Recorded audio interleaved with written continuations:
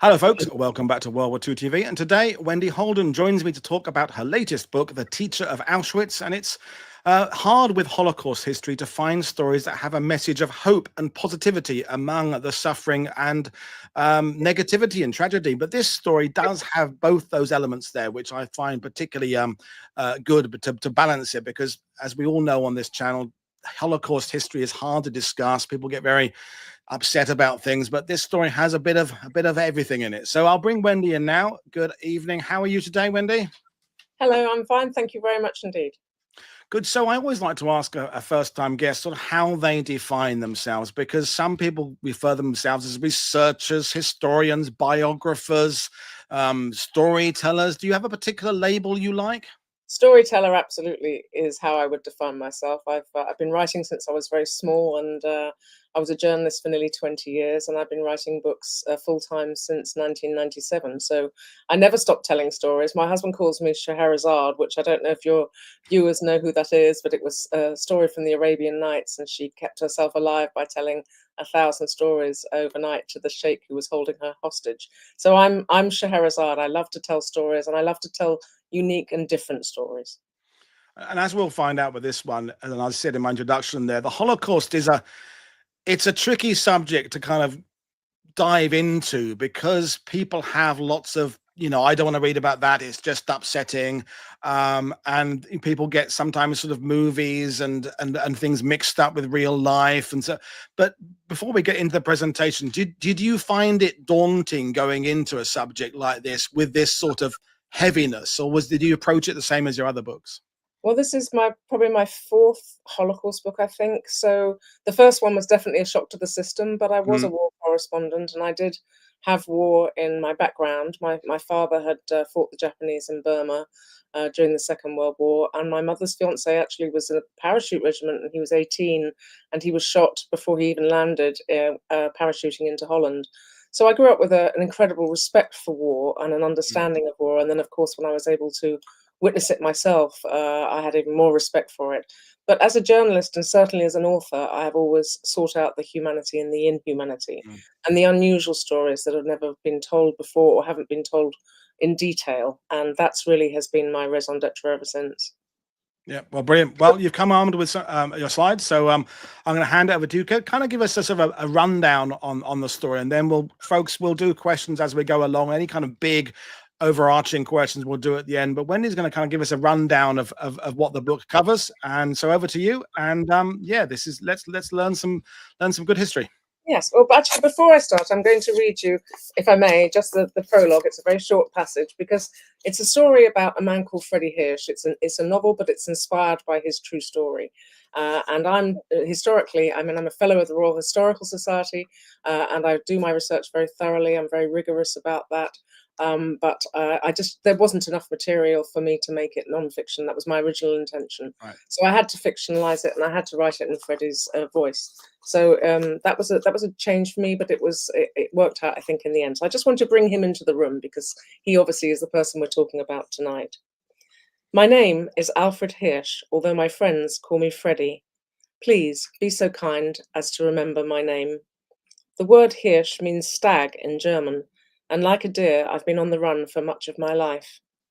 Today, the hunting of Fredy Hirsch may end in a kill. I'm not afraid for myself, but for the children in my care. They are all I've focused on since the world started burning, and I shudder to think what might become of them. My name is Fredy Hirsch. I am 28 years old. I'm a teacher. I'm a dreamer. I'm not just a number, nor will I be identified by the yellow triangle I've been forced to wear. My name is Fredy Hirsch, and I fought to maintain a vestige of normality and decency in this hellish world. I have loved and laughed, cried, and almost died 1,000 times. My name is Fredy Hirsch. I'm a good man. Please be so kind as to remember my name. And that's the book. That's the American version, and what you're seeing is the English version. That's the American version. It's being published in 20 countries this year, which is very gratifying. So Fredy grew up in Aachen in Germany. His father was a master butcher, and he had an older brother who was a rabbi. or sorry, training to be a rabbi from very early age. They were a semi-observant family. The mother certainly was, but not so much the father, I think. He had an ordinary childhood, really, until and assimilated, quite assimilated as a Jew, a Jewish family in Aachen. They didn't really suffer anything in anti-Semitic. But at the age of 10, his father got ill and died, and that changed everything because his mother then went traveling for a year and left them in the care of relatives. And when she came home, she had a new husband. So that was a big change for a little 10-year-old boy who missed his dad. But in that period of time where he was trying to find himself, he got involved in athletics, he got involved in the Scout movement, which was huge in Europe, across the whole world, actually, at that period of time in the 1930s and early 40s. And he discovered that he had a great aptitude for this. He became very athletic. He was fit. He was healthy. He also discovered that he had a great ability to deal and help with the younger children. He was terrific with them. He had a great sense of humor, a wonderful smile, and he just kept them amused and entertained. And he imparted to them the high moral standards that he had for himself. So cleanliness and hygiene and standing ramrod straight like a Prussian soldier, he used to say, and the importance of fresh air and exercise. I don't know if anybody's ever been to Aachen, but it's surrounded by trees and hills. And he used to love going out into the wild. He loved wild swimming long before it became, fashionable for us these days. And he loved bird watching, and he loved just looking at all the wildlife and collecting birds' eggs at that time, which of course was another little boy's hobby then, very popular. People didn't think about the consequences of that necessarily. And life was pretty good. I mean, he missed his dad and he didn't get on so well with his stepfather, I think, but he certainly liked his brother, and his brother was in the Scouts with him, and he thought that he would continue and he would train as an athletics teacher. And as he got a little older, he actually decided that he'd like to become an Olympian one day. And the Olympics were going to be in Germany in the late 30s, and he hoped that he would be good enough to do that. And he certainly was a very athletic young man, and did wonderful things with the younger boys and girls and helping them. We just had a comment from Andreas, Wendy, about Aachen being a three-border town. Yes. So maybe people there being a bit more open to different faiths and religions, and I've been to Aachen myself, and, it's got that, although it's not on the coast, it's got that feeling of somewhere like Liverpool or Singapore, that kind of where cultures collide. Do you think that was something that was influential in him and his family's life? Yes, it's a very good question, Andreas. Thank you. And yes, I'm sure that's true. They used to say that when he went up into the hills, they could see the three countries, and that there was this sense of fluid movement between the countries, and people coming in and working and so on. So yes, I think that's certainly true. But actually, a lot of the books I've written about people who ended up being affected deeply by the Holocaust, they didn't have anti-Semitism also in Pilsen and Prague and all sorts of places. So it depended also very much where you were. I mean, Prague, Czechoslovakia was much more tolerant anyway, I think. But he was in Germany, and he was lucky until, of course, Hitler and the Nazis came to power. And then everything changed because you could no longer be a member of a Jewish Scouts group. You had to immediately disband. That was over. The only youth groups that were allowed were the Hitler Youth, and of course you couldn't be in that if you were Jewish. So Fredy's plans were turned upside down, and it was a very unhappy period for him. He was also becoming slowly aware of his own sexuality, and really not sure how he felt about that. He didn't understand it, I don't think. I mean, I don't think he had any contact with anybody who was gay, and he didn't understand it, and he didn't know anything about it, and he resisted and resisted and resisted it for a long time. But he really decided that he was going to try and find a way to get in back into sort of athletics and teaching children. And of course, there were secret organizations for Jews. The Jewish children were banned from schools, but teachers secretly taught them. And similarly, with the athletics and the Boy Scout movement, they were allowed to carry on teaching secretly and in different places. He was unhappy at home, so he left home quite early on. and went to live in a couple of other cities in Germany, where he worked for a young youth group called Maccabee Hatzair, who were actually Zionists. Zionism at that point was very popular, and they didn't really understand it. They had this vague idea of a promised land, and they wanted to go somewhere where they weren't prejudiced against, and it seemed like a good idea, and it seemed like something to work towards. But Fredy was all about the fitness and the cleanliness in the regime. He would inspect the children's fingernails, and they weren't allowed to eat their food unless their hands were clean, and he would make them, just think about their posture and their bearing, and how they should be good scouts and do a good deed every day.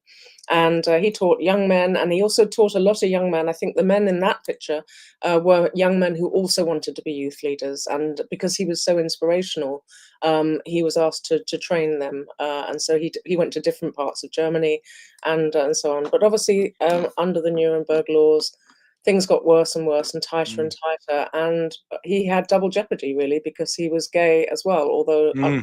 not practicing. But that was an issue for him, for But sure. it's interesting, just to interrupt you, Wendy, that the models of being a physically fit, caring about your appearance, in many ways, that's hallmarks of what the Nazis are trying to achieve. So I'm assuming he there was all these weird conflictions going on. On the one hand, he is being outlawed against because of his faith that he's not really practicing, and yet the other things in his life are exactly what the Nazis are pushing. It must have been a very strange, paradoxical world at that time for him. Absolutely, and he even wrote articles for magazines, and he said, unless we present, and he didn't exactly say as Aryans, but that was the theme of it, unless we present as young, fine, fit, personal, physical specimens of Judaism, then the Germans, the Nazis, won't respect us, because that is what they respect. And there was generally, had been, prior to even Hitler, there'd been a general movement after the Second World War to try and get people fit again. In Yeah. fact, the truth was that so many soldiers who were enlisted in the First World War were extremely unfit and not at all prepared for warfare. And the Germans were quite horrified by that, as I'm sure that was true around the world, because it wasn't expected and nobody had trained for it. So after the war, they had decided, whatever your race, whatever your creed, that they would start training people up in readiness for the possibility of another war. Mm.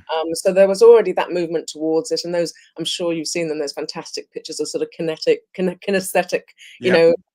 it was almost like synchronized athletics with men and women all in white and doing their exercises. But Fredy he really passionately believed that if everybody behaved themselves and stood up straight and did good deeds and didn't fight back and weren't racist in any way, then they would be respected. And of course, it was a very naive view of a young boy and a young man who wanted a better future and couldn't possibly foresee what was going to happen and how terrible it was going to get. Mm. He eventually fled to Czechoslovakia when things really got very difficult and he could no longer work, and the Nuremberg laws tightened and tightened. And it's just a shocking thing to think. I don't know how many of your viewers have children, but a 15, 16-year-old boy going out into the world on his own and venturing across a border to a foreign country with the clothes on his back and papers that had he been caught, he would have got into terrible trouble. And going to a country where not only did he not speak the language, but it's actually one of the most difficult languages in the world. I don't know if anybody's ever heard Czech, but it's sometimes it sounds almost Russian. It's very different to anything that he knew, and he struggled with that actually the whole time that he was surrounded by Czechs. He never really mastered the language. Linguistics was not his forte. But what was his forte, of course, was to go immediately when he got to Prague. In fact, he got originally to Brno to immediately enlist in another Maccabee Hatzair youth group, and to carry on the good work. And it's extraordinary because whenever I came across people who knew him then and who he helped train and taught athletics to, even as old people, and they're all in their 70s and sometimes even older, they would be talking generally about the Holocaust to me and their experiences, and it would be a very somber and grim conversation, or a series of conversations. And then the minute they mentioned Fredy, all of them, it was as if a light came on Mm. within. They just all lit up immediately as, oh, Fredy. And he just gave them this incredible sense of joy and this sense of fulfillment and this ability to make the most of their situation. I think that was a wonderful thing that he was able It to sounds do. the classic case of the person who's not quite sure who they are, but Yes, find that ability to be something inspirational to other people. Like, the tortured comedian kind of cliche comes to mind there, that they yeah. have a huge effect on other people, but internally, they're not quite sure who they are and how they fit in.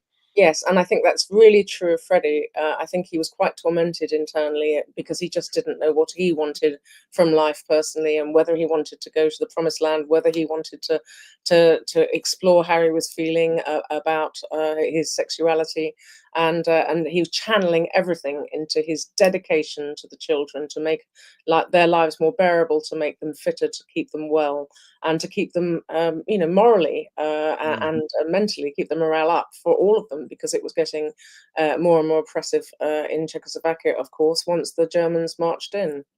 And that must have been a terrible shock for him, to have escaped to what he thought was a democracy that would never be invaded. And then the Germans came and invaded and were there on the streets again, and reinstating the Nuremberg laws.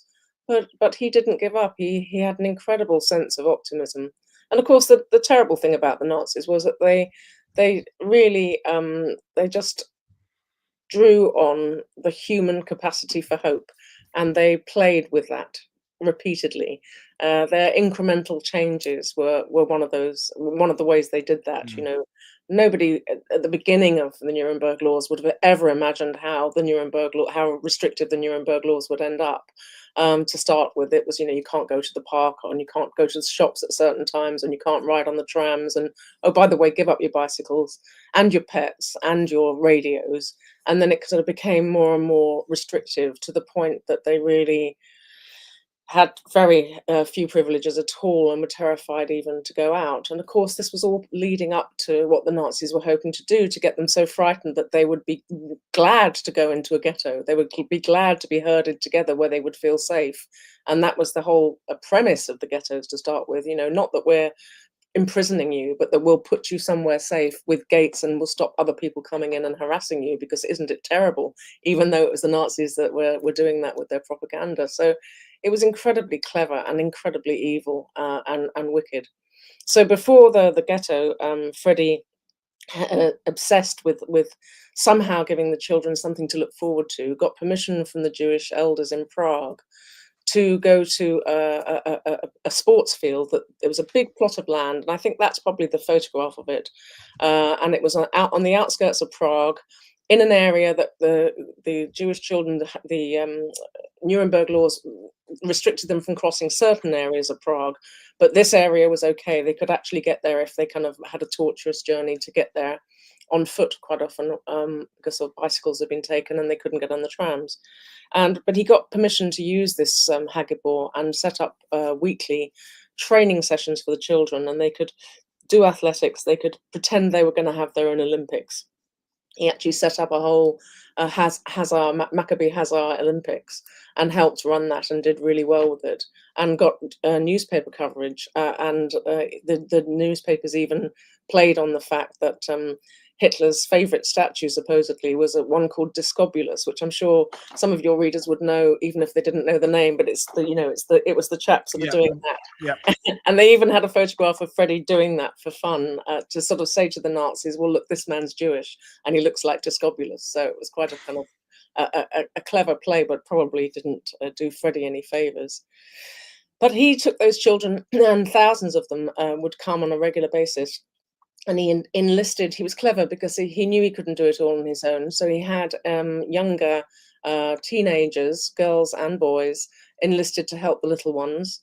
And that meant that they had a purpose. They had a reason to be there too, and they had a reason to do the fitness exercises. And he also took care of the ones that weren't so athletic. I interviewed a lovely man called Frank Bright, And he sadly died not long after I'd spoken to him. I went to see him in hospital with the permission of his daughter because he wanted to tell me about his friendship with Fredy. And he said that when he went to this Hagibor and he looked at all these athletic boys running around, he sort of slumped under a tree and, was like, I'm not going to do this. I can't do anything like that. Fredy spotted that and came to see him and just persuaded him that he had a low center of gravity, was the expression, and therefore he'd be really good at discus throwing. And of course he was, and shot putting. And so that's, he found his métier. And that's what's so good about Fredy. He was able to see what somebody needed and find them a place in the group, and the ones that really didn't want to do it, he set up chess clubs, and they had little chess sets and so on. So when the ghetto was announced by the Nazis, the first ghetto in Czechoslovakia was Terezin, known as Theresienstadt, because of course they changed everything to German. He then volunteered to go and be one of what they called the pioneers, to help set things up, because they knew that thousands of Jews were going to be moving to this pretty much semi-abandoned military fortress town, and they needed to sort everything out. And of course, when they got there, they were appalled by the condition of it and how bad it looked. It was in huge parts of it were completely run down with no electricity or water. And how on earth were thousands and thousands of people going to settle in with no bedding and no water and no kitchens? And of course, Fredy's immediate concern was for the children. That was his absolute obsession always. And he was set up with another man called Gonda Redlich as the head of youth leadership. And it was his job to try and do something for the children when they came. And they came in their thousands. I mean, literally thousands and thousands. And it became an incredibly dangerous place to be for disease, for starvation, because they didn't have enough food. People were very malnourished very quickly. The ones that died first were the elderly.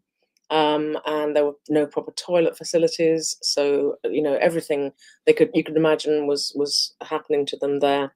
Mm. And Fredy, Thank you for reminding us, by the way, that some of these ghettos were, people like Fredy going there voluntarily, because I think a lot of us are stuck with this image of later in the war, later in the regime, where people are being dragged completely forcibly from places to other places of concentration. But at the early stage, as you said, there was a lot of this idea of, well, it's for your own benefit. It's going to help people get, the resources will be better used if you're all together. And I think we need reminding of that sometimes, that it's an incremental system. yes, and I wrote a book called Born Survivors, which was Yeah. told three young mothers who hid their pregnancies from the Nazis, and one of them volunteered to go with her husband because they had been told to take pots and pans, and they were allowed 50 kilograms in weight of luggage each, but they were advised to take food and pots and pans. So they thought, well, this is going to be okay. We're going to be living in a town, and we're going to have a kitchen and different kitchens, and we're going to be able to cook, and we're going to be able to establish things.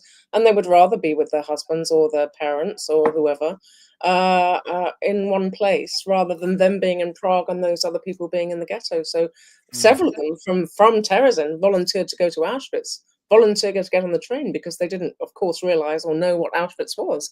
But they were told that they were going east to some labor camp, and they wanted to be with them. They volunteered to go with their families because they thought they'd be better off, even if the conditions were horrible, as they were in lots of these ghettos. And Terezin was supposed to be slightly better than the rest, honestly.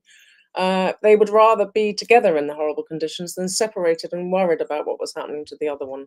So that was a really big thing.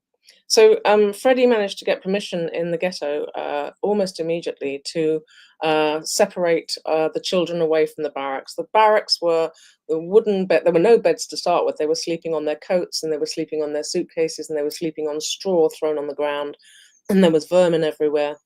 And by that I mean rats and lice and fleas and everything, and damp and cold.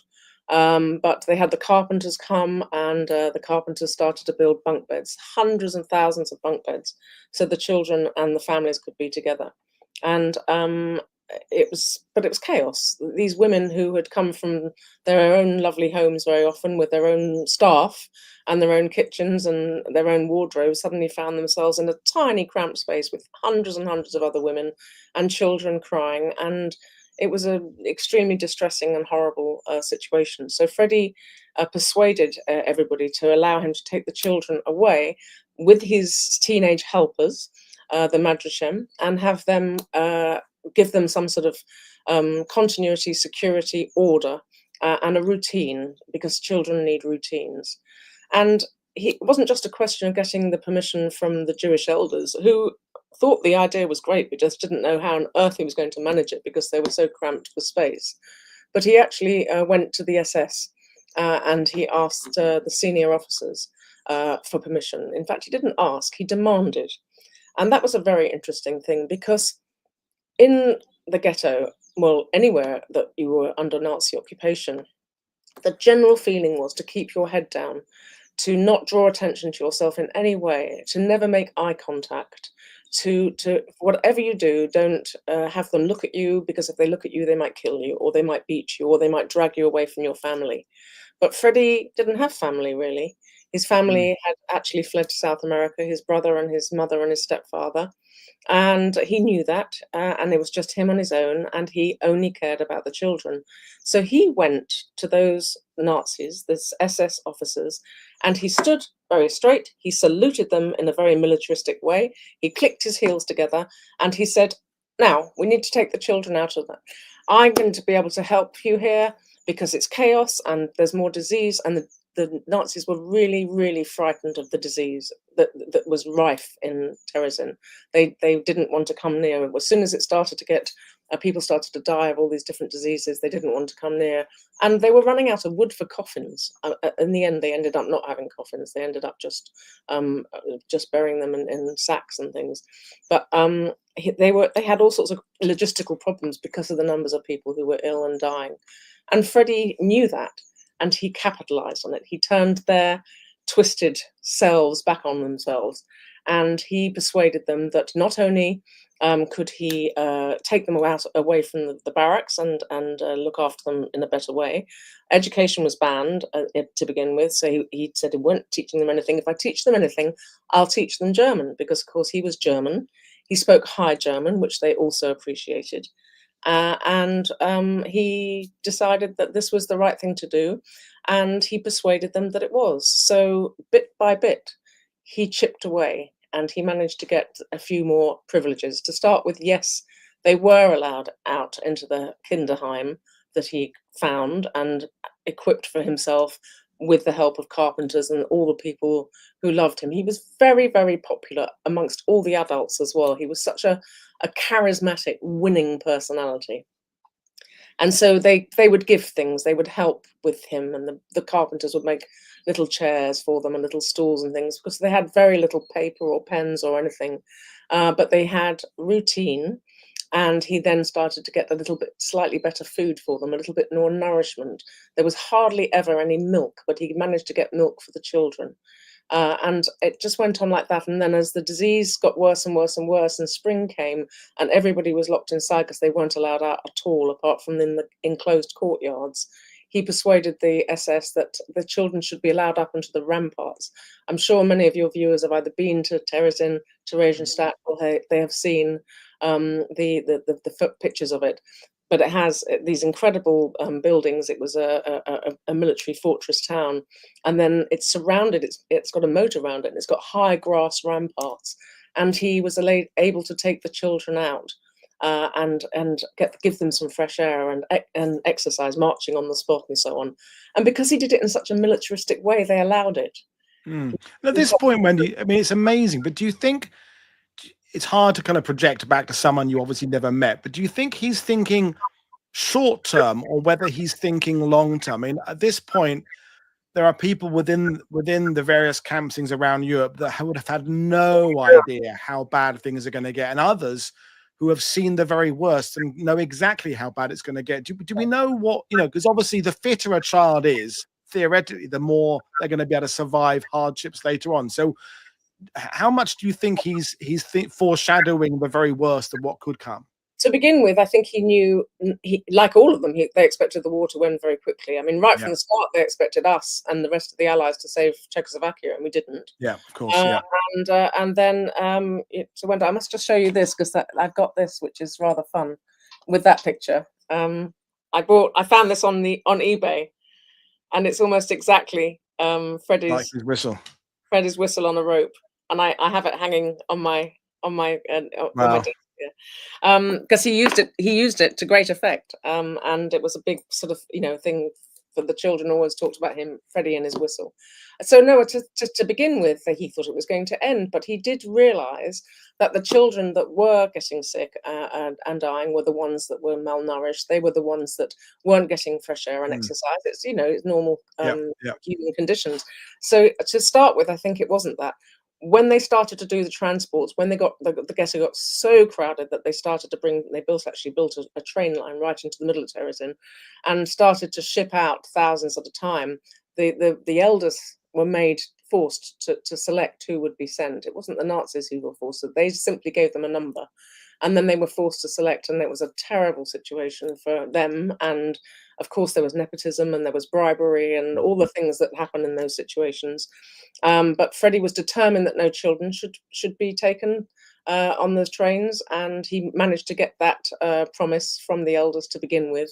Although, of course, eventually that was all changed, Yeah. and children went with parents and so on. But he could see that the children that were malnourished, and the families that were poorly and had elderly people with them, they were the ones that were being picked. So yes, I'm sure it Mm. organically became something that he was aware of, to try and keep them safe and keep them with him. He felt so protective towards them. Yeah. Susanna, the girl that first ever told me about him, who was a teenage musical prodigy, who came upon him when she arrived in Terezin with her mother, father, and grandparents, and she fainted when she arrived because it was such a shocking place to be, crowded into this hall to be processed by the Nazis. And she fainted, and when she woke up, this gorgeous man, beautiful, she said, the most beautiful man I ever saw, was leaning over her and giving her some smelling salts and asking who she was and was she all right.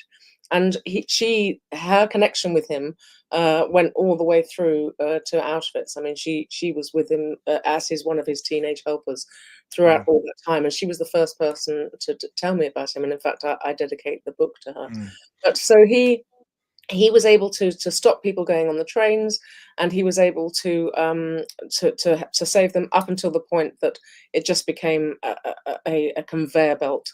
The Nazis just kept insisting more and more and more, and when they saw what was happening with the playing around with the lists and who was being excluded, they insisted just elderly, just children, just, and so on, and they Mm. couldn't do anything about it, and so it got worse and worse. And the other thing that you said earlier about the charisma and how boldly he strode up the SS there is the other thing, you said about the feeling among most other people in the ghettos and camps. They don't was, yeah, as you say, keep your head down, don't draw attention to yourselves. But he's doing the opposite. So he must have been incredibly charismatic and confident and reassuring to the elders as well, because to some people's views, he could be seen to be doing what the Nazis want. He's doing their organization for them. So he must have been incredibly gifted at being able to persuade them, no, this is it may look like I'm doing this for Nazis, but this is for the greater good of us. So his personal confidence, I mean, at a very young age. Yes, he was in his early 20s. It's impossible to imagine how charismatic he must have been. Yes, and from an unremarkable and actually unhappy childhood, Yeah. where he didn't excel at school, he didn't excel at anything, but he must have decided at some point, I'm not going to be good at school. Haven't got a father. I hate my stepfather, or I don't get on with him. My brother's going to be a rabbi. My mother's occupied. I'm going to make my own way, and this is my path. And then I'm going to inspire as many people as I can to be that way. And some of his articles still exist, and that's very much the tone of them, But he seems to me to be such a good person, and I know I'm biased, but it isn't a hagiography. I do talk about his doubts, and he's still confused about his sexuality. By this time, he started to have a couple of relationships. He had a relationship with a man he met in Brno, who was a medical student, and that ended up not working out. But it ended up really not working out because he wanted to carry on and focus on his work. And he wanted to travel, and he wanted to go to these places in Czechoslovakia before the Nazis came, with these children and with these young youth leaders that he was training, and that was very important to him.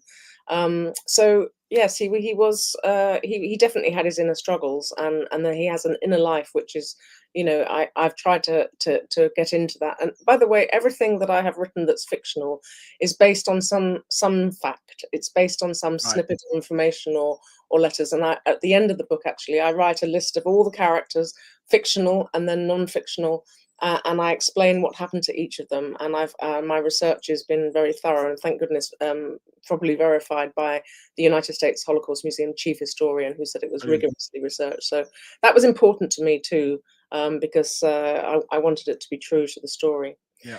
So when Fredy was in Terezin, a train came into Terezin that was an unusual train. It had 1,800 children on it from Białystok. They were told that they were orphans, and they may well have been. Białystok in Poland. It was very unusual for a train from the east to come to Terezin, and there didn't seem to be any rhyme or reason for it. But at this point, the Nazis were being pressured by the Red Cross, who were hearing stories of people dying in their thousands in ghettos. They were hearing their stories of transports and trains and people never hearing from the people that were sent east again. And they were determined that they would be allowed to visit and investigate. And they were also in the position to bargain for German prisoners of war, and because they were also keeping an eye on German prisoners of war and so on. So these children, it was thought, had been brought in to be handed over in some sort of exchange. But very unusually, instead of being taken off the train and brought into the ghetto and deloused and everything, they were kept in one secure place. And Fredy couldn't bear it. He couldn't bear to think, he'd heard from the medical staff that had been to see them that they were in a terrible state, and he couldn't bear it. So he jumped over a wall to go and see them. And very unfortunately, he got caught. And that punishment for that was for him to be sent to Auschwitz. And he got sent to the Auschwitz II Birkenau family camp, the Czech family camp, which was again set up unusually. They weren't sent straight to the gas chambers. They didn't have their heads shaved. They were allowed to wear their own clothing, and they were to live in one section of the Birkenau. Yes, it looks just like that. It's part of it. It's one section, not far from the crematorium and the gas chambers, actually. And the idea was that if the Red Cross said, we are going to come to Auschwitz to see what's happened to the people that came from the ghetto, they would have people who weren't basically so malnourished or so, looking so appalling with shaven heads and striped uniforms that they could somehow, play with it and make them look better, because the Red Cross did go to Terezin after Fredy left, and they beatified the place. They gentrified it. They put flowers in window boxes, and they made fake shops, and they only had plump children who'd only just arrived from different countries, and they sent thousands of skinny children on the trains to Auschwitz. And the Red Cross swallowed it. They swallowed it hook, line, and sinker. They didn't veer off the path, and they said that it was a showcase ghetto, and that nobody was coming to any harm there. So in Birkenau, Fredy just set about doing exactly the same thing, only here it was so much more dangerous for him, because he wasn't just dealing with middle-ranking Nazis who were in charge of Terezin. He was dealing with Joseph Mengele. He was dealing with senior SS. It was run entirely by the SS. This is certainly not a place you wanted to stick your head above the parapet. But again, on these endless appels, these morning and evening roll calls, which could last for hours and hours and hours, and did as more and more people were brought in, the children, a 3 or 4 year old child doesn't understand it's got to stand still for 3 hours in the wet clay. It's running around, it's screaming, it's shouting, it's tugging on the breeches of the Nazi officers, and it's being a flipping nuisance. So once again, Fredy observed that. He saw how frustrated the officers were getting. It meant them being all confused with their numbers and having to start again. And he decided to approach the senior SS officer and ask, if not demand, that he be allowed to put the children in a special children's block. and there was a couple of empty barracks at the far end of their encampment, and he somehow persuaded them by using their own arguments against themselves that this would be a good thing to do. And to start with, they were just going to go there in the morning, having slept the night, because the women were with young girls and the boys were with the men. And they were just going to all come together. And just at the point of roll call, they were going to come to this children's block. And they were just going to be there. And Fredy would do the roll call, Fredy and his teenage helpers, and give them the numbers. And their food would be bought there. And they would be, whatever food it was just thin soup. I mean, they largely lived on water and mouldy bread. But they would be kept there for the day until evening roll call, and after the roll call, they would go back to their families in the barracks. And that was all that he was meant to do with them. But of course, it was Fredy. And so Fredy had, he just got some wood from somewhere. He had friends in places. He immediately made friends with the people that could help him. So there was a resistance network in Auschwitz, and the people that ran Canada, I'm sure your viewers know about Canada. It was the name for the store where all the clothing from those who were gassed was taken, and the belongings. He had people in Canada sending things for the children, little things, the odd book. They had, I think, 12 books in total. But he had the carpenters make little pieces of wood together and make tiny little chairs. He got some wood for the fire. None of the people in that camp in Birkenau were allowed to light the fires, even in the winter. It was freezing cold. But Fredy lit the fires. And in that picture, you can see they had a very unusual system. They had the chimneys at either end of this long barrack.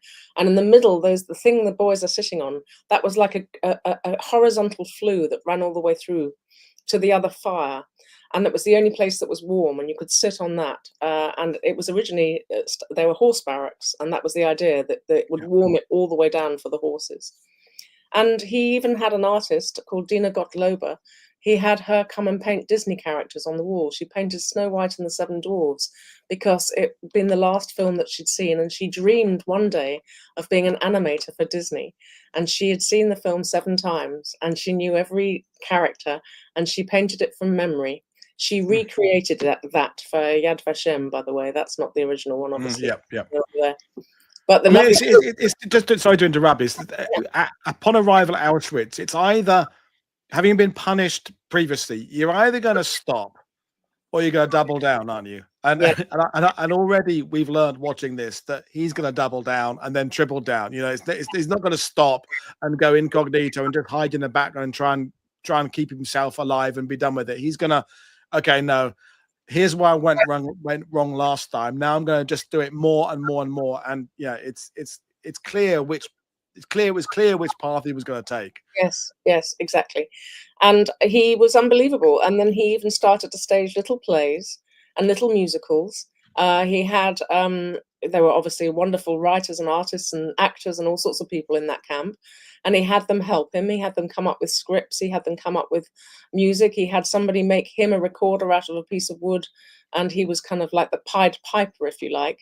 And they even put on a performance of Snow White and the Seven Dwarfs. And the senior SS officers came and sat at the front of the stage, moist-eyed with memory, because, of course, they all had children and wives at home that they probably hadn't seen for years. And then they would leave these lovely little musical evenings in the family camp and go to the ramp and direct 2,000 people to the gas, women and children.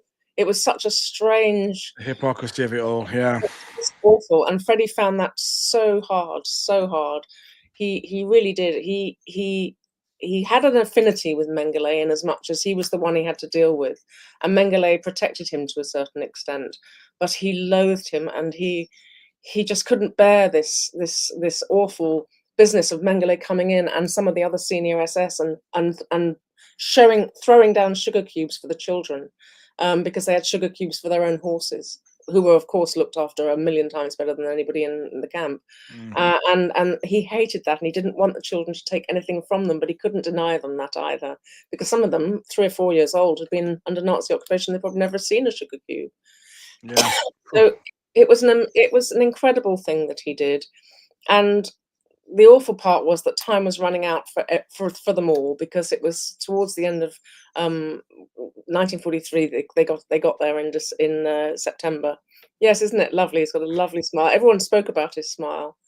And he hears from the resistance that they are going to be that after 6 months they're all going to be gassed, and he's asked to help with the resistance, and he has to decide what he's going to do. And what I don't do in these talks is give away the ending, Yeah. because I'm sure some people have already looked him up and have an idea of what may have happened, but I want you to engage with Fredy in the book. I want you to learn about him and feel the same things that I Yeah. feel about him before you decide or realize what happened in the end and why it happened. And I think that's a really important thing, because he was the most extraordinary young man. He was just a frightened young man, really, who Yeah. had no family, and yet he did the most extraordinary things. And I've written some wonderful stories in my life about inspirational human beings who step up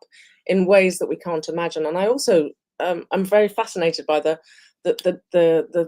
thin line between cowardice and heroism, Yeah. because I know that I don't think any of us can judge anybody in those situations. None of us know what we would do. We love to think we would all be heroic and helpful and save the underdogs, but it may well be that we weren't, and we just don't know how we're going to react. There was one story I wrote in Born Survivors, where a woman in Mauthausen in Austria, where the horrible, one of the most horrible concentration camps was. She worked near the station, and every single day she saw trains arriving and these creatures being thrown out of the trains. She didn't know if they were men or women.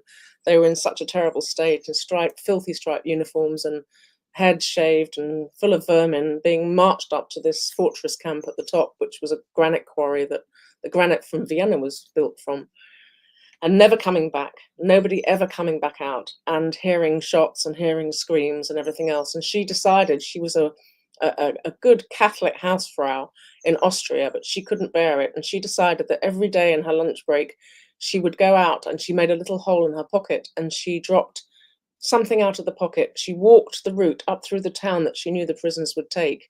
And it might be a little piece of bread, or a needle and thread, or a pen and paper, or something, anything that would show them that somebody was thinking about them and trying to express some sort of humanity towards them and compassion. And she got caught, and she was sent to Ravensbrück, even though she wasn't Jewish. Mm. And rather beautifully, she got very ill there, but she was saved by a Jewish doctor.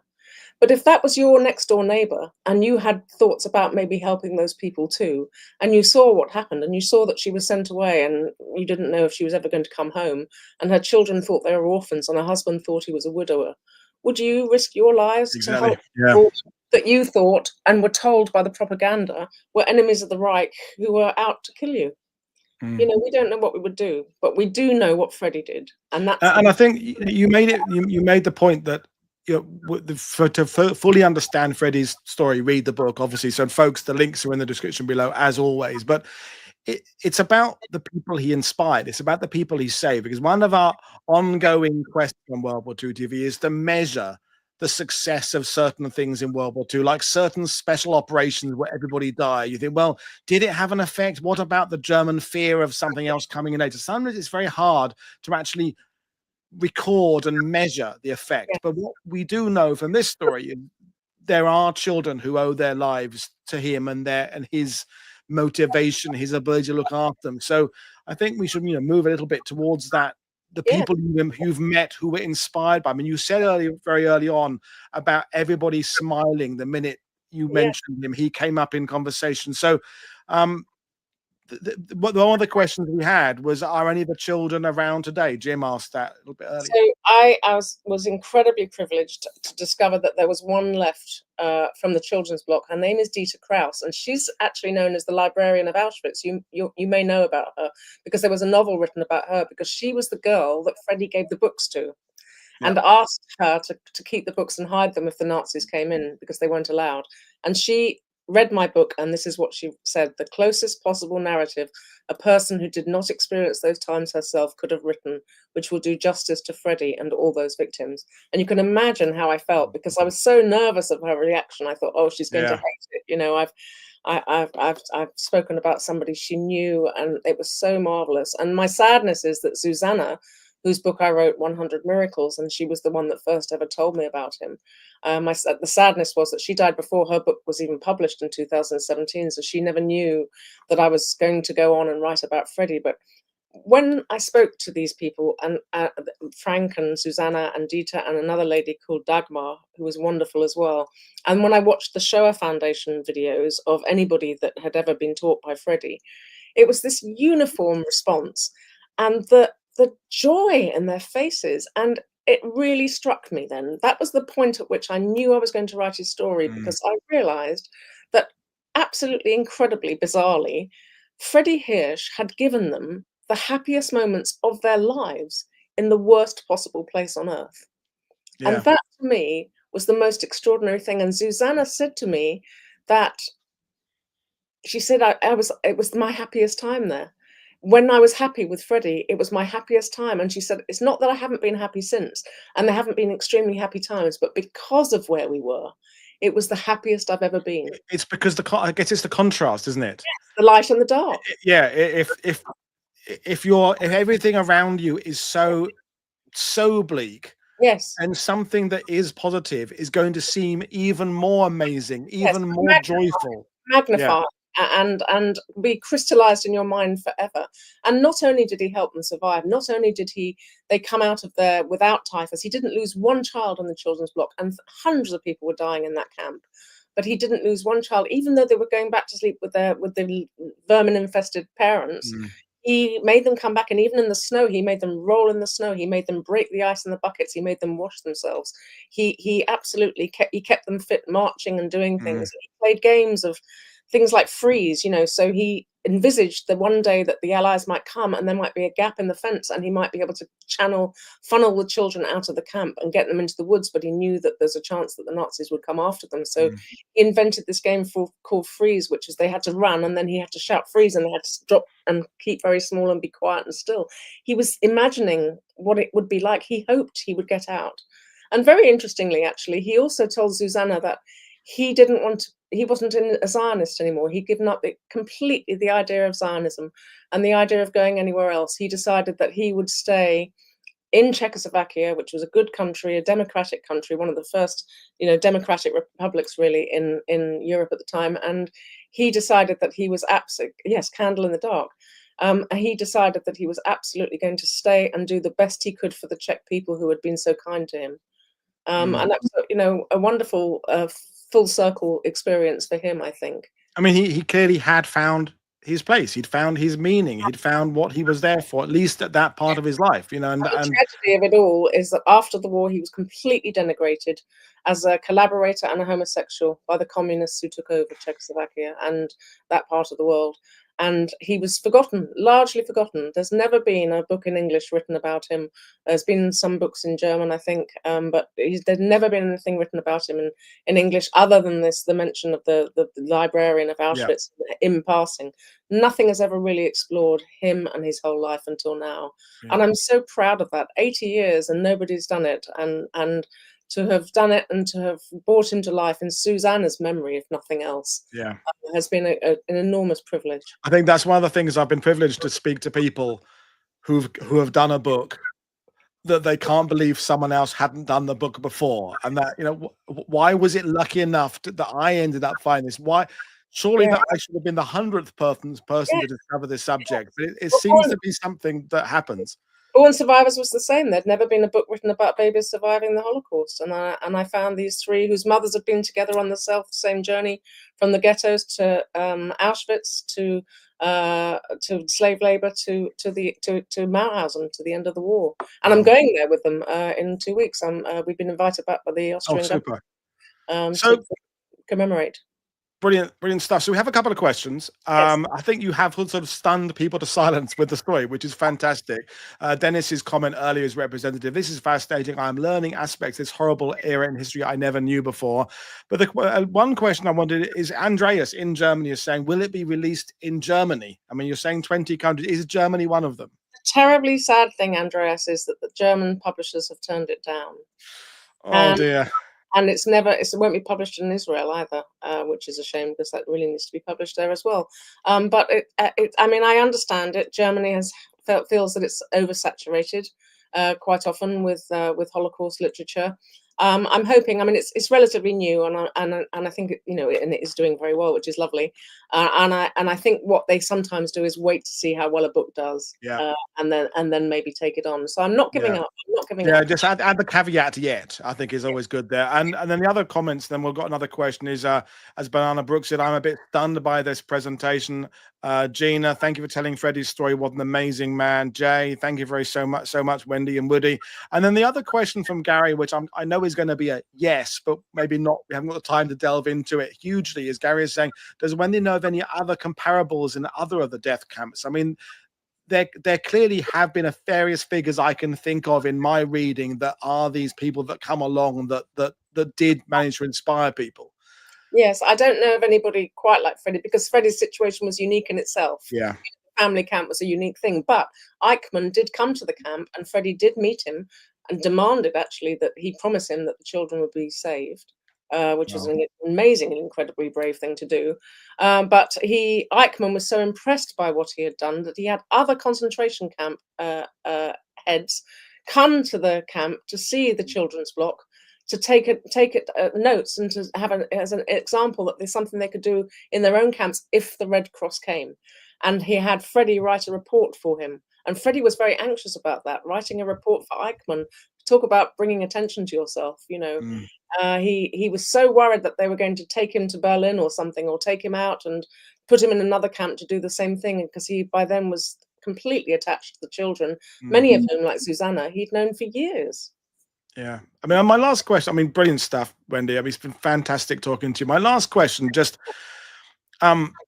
as I said at the beginning in the top of the show about the difficulty in sometimes getting people to read Holocaust history, because it is very heavy going. It is very depressing and tragic. And some of the classic books I've got, you read it and you just have to lie down a darkened room for a long time. I got a box set of books from Auschwitz last November, and I'm having to read them very sparingly because otherwise I just get too upset. But to find stories that have a positive element, that has to be a good thing to get people into, obviously you've got to get people to understand the facts, but you don't want to just upset people. Reading must still at some point give people pleasure.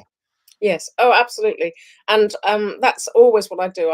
I need to find, I won't write a book and it has some sort of redemptive or inspirational ending. And I knew with the babies in Born Survivors that they'd all survived.